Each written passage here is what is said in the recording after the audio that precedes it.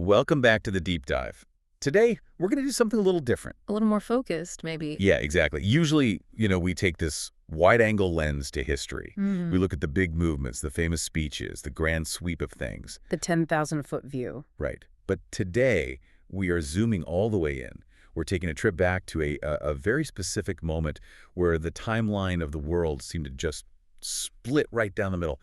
We're heading to August 1969.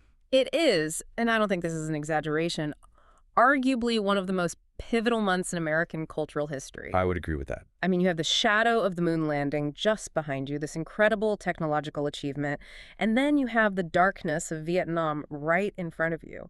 And right in the middle of it all, this explosion of color and mud in upstate New York. Exactly. And to really get into the headspace for this deep dive, I want you to imagine a sound. Just, close your eyes for a second. It's this rhythmic, mechanical chopping noise. Womp, womp, womp, womp. Oh, yeah. We all know that sound. You know that sound.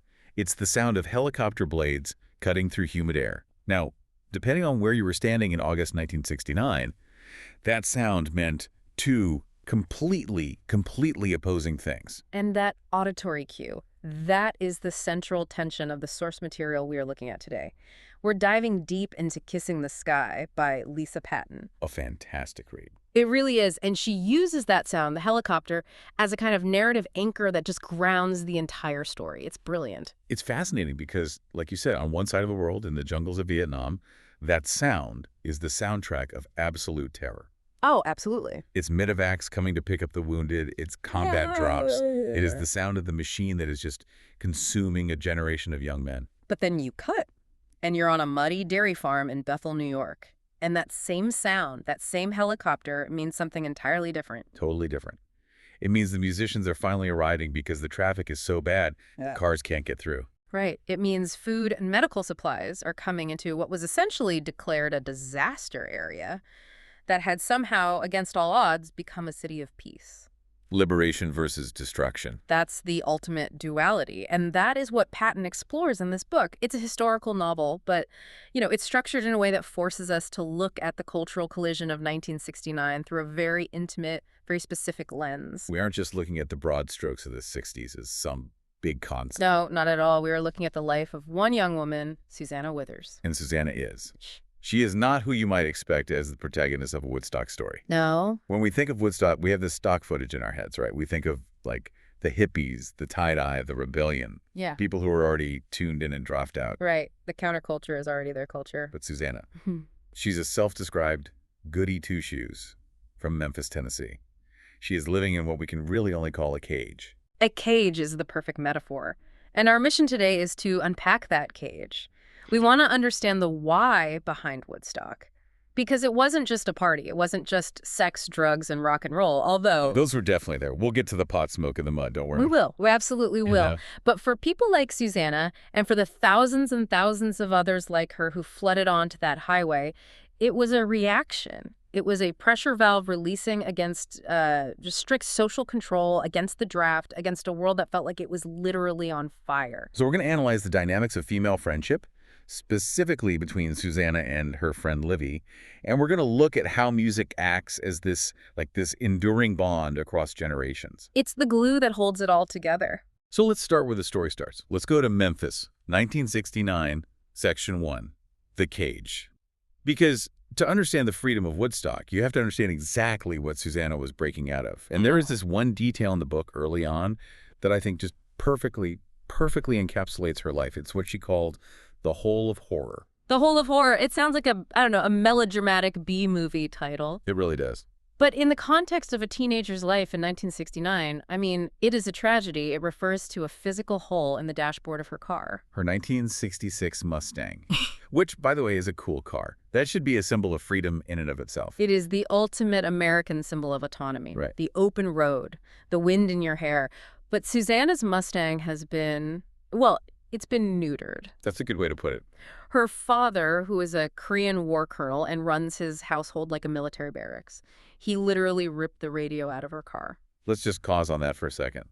He didn't just take the keys away or ground her. He didn't smash the radio. He physically removed it. Why?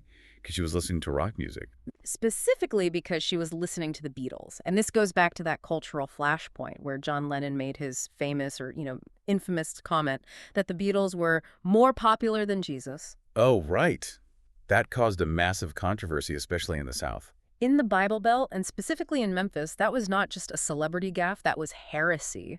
That one comment sent shockwaves through the religious community. You had people organizing these public bonfires to burn Beatles records. I remember seeing footage of that. It's wild. For Susanna's father, that was the line in the sand. He banned all rock music. Devil music, he called it. So he goes out to her car and just rips the radio out. That is such a violent image, the act of tearing something out. It is violent. And think about the implication. Susanna is driving around in this symbol of American freedom, this muscle car, but she's driving in total silence. That hole in the dashboard isn't just a missing appliance. It symbolizes her lack of a voice. That's a great point. She has no agency. The book says she creates her own soundtrack in her head, just humming songs to herself. But she is effectively cut off from the culture of her entire generation. She is sealed in a mobile, solitary confinement cell. And it's not just the music, right? It's her daily existence. Hmm. The source material describes her summer job, and oh boy, does it sound bleak. It sounds like a comedy sketch, but one where you don't really want to laugh because it's just so painful to imagine. She's working at Goldsmith's department store. In a lingerie department. As a bra clerk. A bra clerk in 1969. Right. And we need to be really clear about what this means in 1969. This is not the Victoria's Secret era of, push-up bras and pop music and angels. Not at all. This is the era of heavy-duty structural engineering for the human body. These things were like architecture. Yeah. She is fitting elderly women into these massive restrictive undergarments. She describes the process, the verbal cues she has to use, as lean over and drop. Lean over and drop. It's so unsexy. It's clinical. It's awful. It is clinical, and it is humiliating for her. But it also serves as this incredible contrast to what is happening elsewhere in the country. In 1968 and 1969, you have women burning bras at protests. The famous Miss America protest. Exactly. You have the feminist movement gaining steam, rejecting these physical constraints. And here's Susanna in Memphis, literally strapping women into them for minimum wage. She is, without wanting to, reinforcing the very cage she's trapped in. And she has this coworker, Gertie. I feel like we all know a Gertie, or have known one. Gertie is such an important character for context. She represents the ghost of Christmas future for Susanna. Yes. Perfect analogy. Gertie is sweet, she means well, but she represents the path of least resistance. The book describes her wearing these thick-as-mud support hose because she's terrified of getting varicose veins. That description of the support hose is so visceral, you can almost feel the itchiness and the heat. I mean, Memphis in August is basically a swamp. Yeah. And she's wearing thick, muddy-colored hose. It's suffocating. And Gertie is constantly fanning herself because of hot flashes, and her only advice to Susanna is to find a boyfriend. That's the solution to everything. Find a man. That's the escape hatch. As if that is the only possible way out of this life. She doesn't see a world where a woman can just be. She only sees a world where a woman is supported by her hose, by her bra, or by a husband. If Susanna follows the rules, if she stays in the cage, she becomes Gertie. A life of support hose and stifled dreams. And speaking of the rules, I think we need to clarify the legal context here, because listening to this in the 2020s, you, the listener, might be thinking, okay, she's 20 years old. Just leave. Just buy a portable radio. Just move out. It really, really wasn't that simple. We often forget this, but in 1969, in Tennessee and in many other states, the age of majority was 21. You are not a legal adult at 18. That blows my mind every single time I hear it. It's such a critical detail. It's a crucial detail that changes the stakes completely. Your parents legally controlled where you lived, what you did, even your finances until you were 21. Susanna points this out explicitly in the book. She can't vote, she can't drink, she can't sign a lease on an apartment. If she ran away, her father could technically call the police and have her dragged back home as a runaway minor. And here is the massive glaring contradiction. The government can put a machine gun in the hands of her 18-year-old brother and send him to the jungle to die. That hypocrisy is the fuel for the entire youth movement of the late 60s. That double standard, you're old enough to kill but not old enough to vote or live your own life, it created a generation that just fundamentally distrusted authority. Of course. But in Susanna's house, that political debate isn't happening. It's a dictatorship. Her father is the colonel. The rules are absolute. No drinking, no smoking, no dancing, and absolutely, under no circumstances, no Beatles. Which brings us to the catalyst. Every story needs a spark that burns the cage down. For Susanna, that spark is Olivia Foster, or Livy. Livy, the estranged best friend who returns from the north like a storm front moving in. She's been up at Radcliffe, right? Like Boston. Yes, Radcliffe, which was Harvard's sister school at the time, a bastion of liberal thought. Livy went away to the north, and she comes back to Memphis completely transformed. She is the foil to Susanna in every single way. It's almost comical, the contrast. It is. Susanna's wearing pantyhose in the summer heat out of a vague fear of varicose veins, just like Gertie. Livy shows up wearing hip-hugger bell-bottoms and no bra. Susanna is terrified of breaking a rule. Livy is talking openly about free love and being on the pill. Livy is basically a walking, talking revolution that just landed on Susanna's doorstep. There's a great scene where they reconnect. Livy is catching Susanna up on everything she's missed while living under a rock. And Livy realizes with horror that Susanna has been totally cut off from the music that is defining their generation. Music in this book isn't just background noise. It's a character. It's a life force. It's the whole point. And Livy is just horrified that Susanna hasn't heard the new sounds. So she gives her this stack of records, Joan Baez, Joni Mitchell, and specifically the debut album from Crosby, Stills, and Nash. And this leads to what I think is one of the most poignant scenes in the first section of the book, the closet scene. Yes. This scene is heartbreaking and beautiful all at once. Susanna is so terrified of her father hearing the music that she sets up her old, dusty record player inside her walk-in closet. Not just in her room.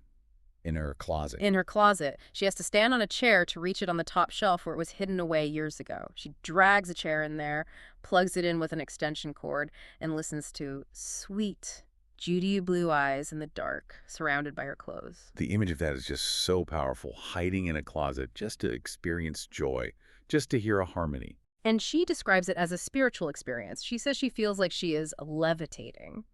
And we should talk about why Crosby, Stills, and Nash specifically is so important here.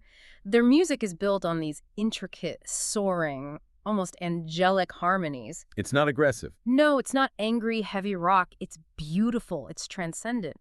For a girl whose world is so ugly with repression and the looming shadow of war, that beauty is radical. The song Sweet, Judy Blue Eyes, is a journey. It has different movements, different tempos. It literally takes her out of Memphis and puts her somewhere else entirely. It highlights just how illicit her own happiness had become. She has to steal these moments of transcendence. She's a criminal of joy in her own home. Exactly. She is finding the divine in the art, which is so ironic because her father has labeled this very thing devil music. She's having a religious experience in a closet with a folk rock record. So you have this pressure cooker in Memphis. You have the repressed daughter, the tyrannical father, and the returning hippie friend who is just poking the bear at every opportunity. But there is a shadow hanging over all of this, a very dark, very large shadow, and that is Vietnam. You cannot talk about 1969 without talking about Vietnam. It permeates everything. It's on the nightly news, it's in the protest songs on the radio if you have one, and it's in the silence at the dinner table. For Susanna, the war isn't an abstract political concept. It's her brother, Ron. Ron seems like the emotional anchor of the entire story, even though he's not physically present for most of it. He is the ghost in the machine. He's described as this gentle soul. Susanna says he was born with a peace symbol sewn into his beautiful heart. He's a musician, a guitar player. He is not a soldier. He is the antithesis of a soldier. But he's in Vietnam. Why? If he's so gentle, so artistic, how in the world did he end up in the jungle? Because of the colonel. Because of their father. This is where the story gets really heavy and honestly just infuriating. The father forced Ron to enlist. There's this incident Susanna recalls, which she calls the gutless chicken liver incident. Oof. Even just hearing that phrase makes me wince. It sounds like something from a playground bully, but coming from a father to his son. It's brutal. The backstory is that the father humiliated Ron in front of his entire high school football team for not being masculine enough. He views Ron's artistic nature, his gentleness, not as a gift, but as a defect, a flaw, a defect that needs to be corrected by violence and war. So he forces him to enlist to make him a man. It's that old toxic idea that trauma builds character, that the only way to forge a man is through fire. And the reality of what that character building looks like is just devastating. There's a scene later where Susanna is in the car with Livy and she reads a letter from Ron. And it is a stark, brutal reality check against any romanticized idea of war. It cuts right through the propaganda. Ron writes about the physical horrors. He doesn't write about glory or patriotism or duty. He writes about the leeches in the waist-high water.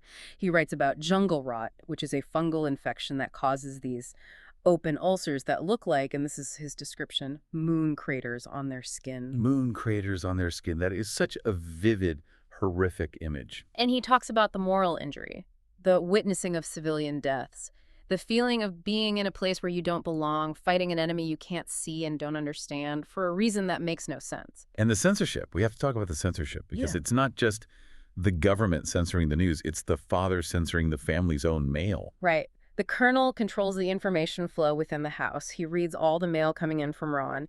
He sanitizes the war for the mother and for Susanna. He wants to maintain this narrative that the war is noble and his son is a hero.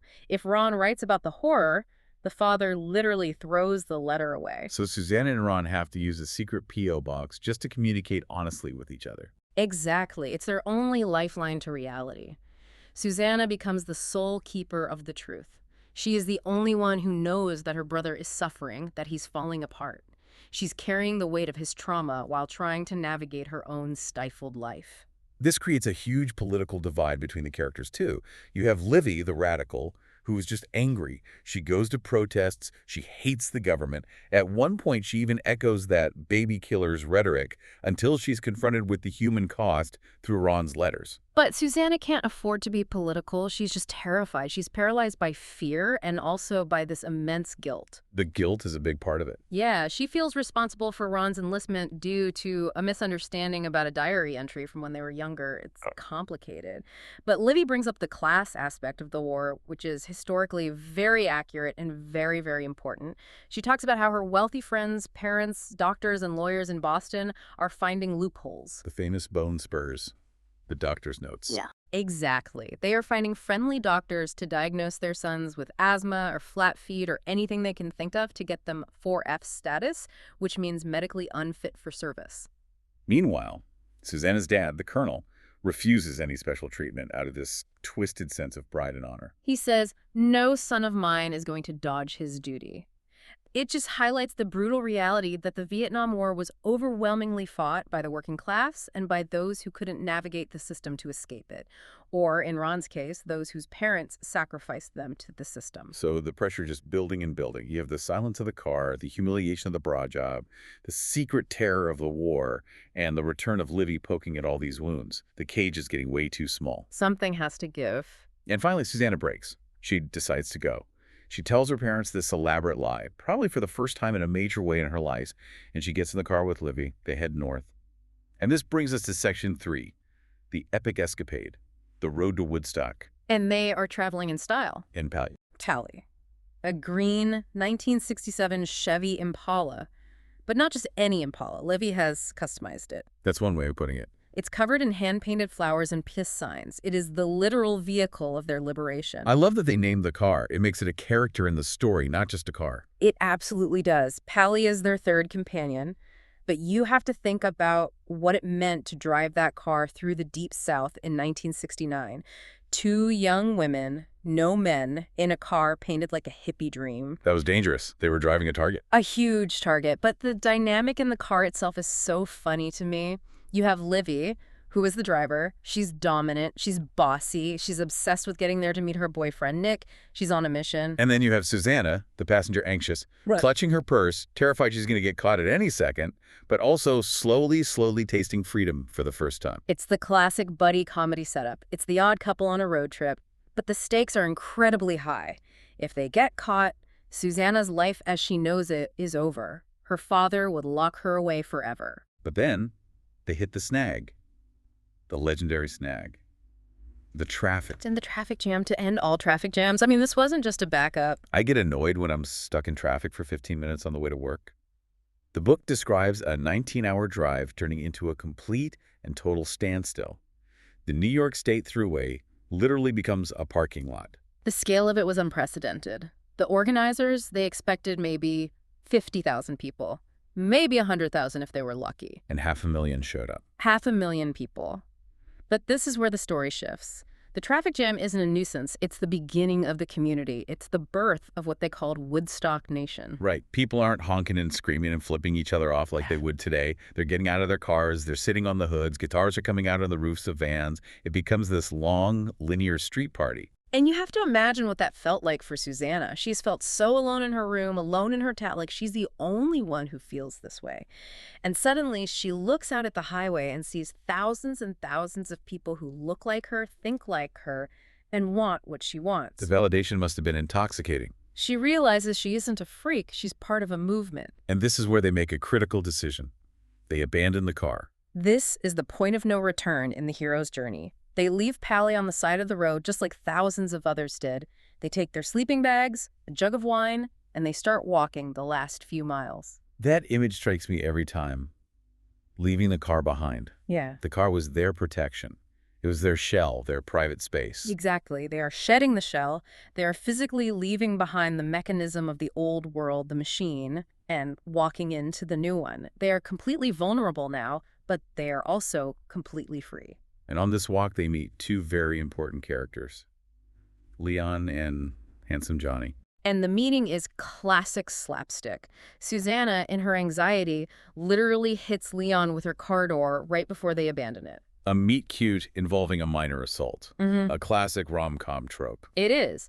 But Leon is so significant. He's not just a love interest, though he becomes one. He represents the good man of this generation. You have to contrast him with Susanna's father. Night and day. The father is rigid, angry, controlling, violent. Leon is kind. He's funny. He immediately shares his food and water with them, total strangers. He's a draft-age boy from Pennsylvania who opposes the war but isn't some caricature of a radical. He's just a decent person. There's a moment with Leon that stands out as the symbolic heart of this entire section of the book. The butterfly moment. Yes. This is such a quiet, beautiful moment amidst the chaos of thousands of people walking down a highway. While they're trudging down the road, Leon points out a monarch butterfly that has just rested on Susanna's shoulder. It just lands on her. It just lands on her, and Leon makes a big deal of it. He stops her, he whispers, he shows her. He doesn't want to startle it. It sounds incredibly gentle. It is, and symbolically, it's everything. It's Susanna's metamorphosis. She is the caterpillar coming out of the cocoon or the closet or the cage and becoming something new, something beautiful. She's tasting freedom. But notice Leon's reaction. He doesn't try to catch the butterfly. He doesn't try to keep it. He just admires it and then lets it fly away. That's a huge contrast to her father. Exactly. Her father tries to cage everything he loves. He tries to control Susanna, control the mother, control Ron. Leon appreciates beauty without needing to possess it. And that is a lesson Susanna desperately needs to learn. That love doesn't mean control. It prepares her for a new kind of relationship, a new way of being in the world. So they keep walking. They finally arrive at Bethel. They get to Yasgur's farm. Which brings us to section 4, the festival experience. And the first thing they notice is the complete lack of barriers. The fences were flattened. There were no ticket booths. The organizers were so overwhelmed by the sheer size of the crowd that they just gave up. They cut the fences. It effectively became a free city. The book describes it as a human carpet of people, just a sea of humanity stretching as far as you can see. I love the sensory details here. Susanna is just completely overwhelmed. It's not just the sights, it's the smells. The book is very specific about the smell. Cow poop mixed with marijuana. A unique bouquet. You can't bottle that. No, you really can't. But it grounds the event, you know? It reminds us that this wasn't some sterilized corporate Disney experience. It was a farm, it was dirty, it was smelly, and it was real. And this leads to a moment of pure comedy and, for Susanna, total mortification. She smells the pot smoke probably for the first time in her life, and she earnestly, innocently asks Livy, "Can you get high from smelling pot?" Oh, Susanna. Bless her heart. It's so innocent. It's such a pure question. And Livy, of course, just laughs at her in front of the boys. It's this moment that just perfectly highlights Susanna's sheltered background. She is a tourist in this world, trying to figure out the rules. She's terrified she's going to accidentally break the law just by breathing the air. And then there's the nudity. That must have been a profound shock. A huge cultural shock for her. Remember, her job is to fit bras on modest ladies in Memphis. She is a professional concealer of the female form. And suddenly, she's seeing people bathing nude in the pond, women walking around without bras, and as she notes specifically, hairy underarms. Hairy underarms. Yeah. That specific detail really sticks out because it's such a small act of rebellion. It is. It's a rejection of the rigid grooming standards of the time. It's a rejection of the physical constraints she deals with professionally and personally every single day. These women aren't wearing support hose, they aren't wearing girdles, they are just existing in their bodies. It's a radical desexualization of the body in a way, or at least a renaturalization of it. But the thing that ties it all together, the reason everyone is there, is the music. The music is the glue. The great unifier. The reason for the pilgrimage. The book describes Richie Havens opening the festival. And the story behind that performance is just wild. It's legendary. The other bands, the bigger acts that were scheduled to go on first, they were all stuck in that same traffic we talked about. They couldn't get to the stage. So the organizers grabbed Richie Havens, who was supposed to be on later, and basically said, you have to go on now, and you have to keep playing. You have a stall. He played for hours, he ran out of songs, he was sweating, just exhausting himself.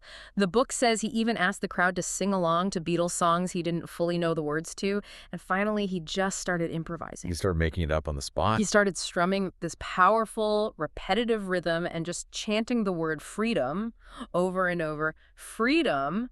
And that became the anthem of the entire festival because that was the vibe in the air. He asked the crowd to sing along, clapping his hands. That moment, asking the crowd to sing along, that's the essence of it, isn't it? It stops being a performance and it becomes a communion. Precisely. It dissolved the barrier between the artist and the audience. They were all in it together, creating the moment. And for Susanna, the absolute peak of this experience is seeing Crosby, Stills, and Nash. The band she listened to in the closet. The closet band. Now she's hearing them live, in the open air, with 400,000 other people. No closet, no fear. She's there with Leon, and they bond over this music. It's the realization of that private, spiritual moment she had, now shared and validated on a massive scale. It tells her, you were right to love this. You weren't wrong.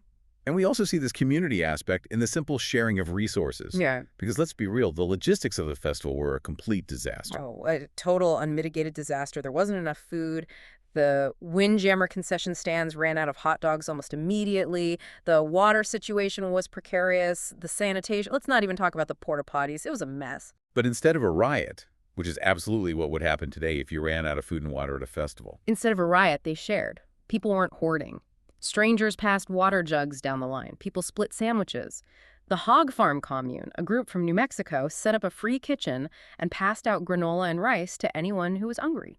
And the source text mentions the Hong Kong flu was a big scare at the time, a real pandemic scare, but people didn't seem to care. No, they shared germs, they shared food, they shared wine from a common jug. All those social barriers just dissolved. It was temporary utopia, a city of peace created in direct reaction to a world of war.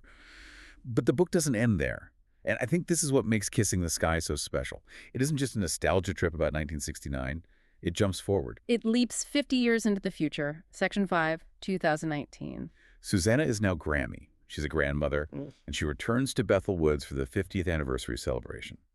But she's not alone. She's with her granddaughter, Adelaide. And Adelaide is such a fascinating character because she represents the modern perspective on that era. She's 18, the same age Ron was when he went to war, which is a key detail.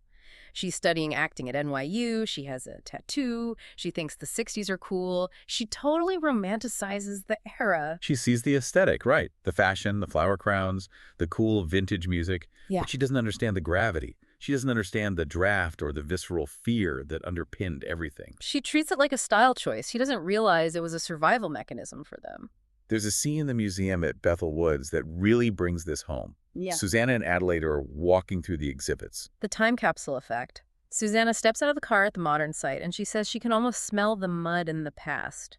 But inside the museum, they visit the Vietnam exhibit. And the sound returns. The helicopters.